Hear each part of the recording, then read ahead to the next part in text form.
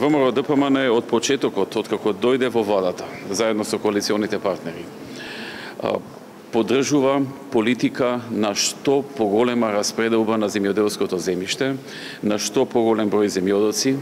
со цел секоја педа земја во Република Македонија, која што може да се искористи за земјоделско производство,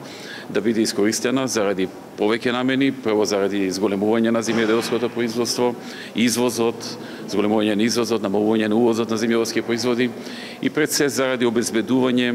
екзистенција, некаде и бизнис на голем број граѓани на Република Македонија. Во тој контекст досега се склучени договори со 8700 лица за земјоделско земјиште, за давање под закуп, концесија и слични форми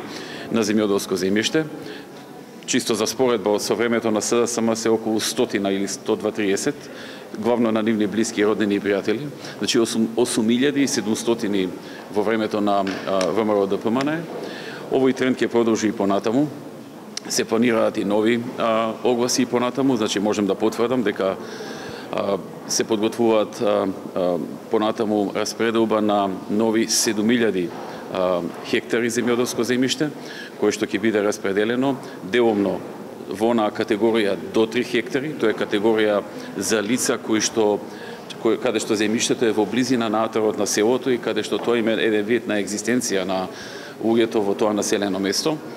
и еден дел во над 3 хектари, каде што може да се развијат и добри бизниси, да се вработат поголем број на луѓе, да се оствари поголем извоз и така натаму. Значи можам да потврдам уште еднаш дека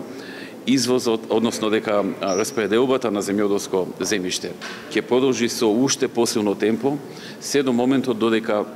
има земјоделско земјиште кое што не е распределено, е обработливо и постои интерес за него.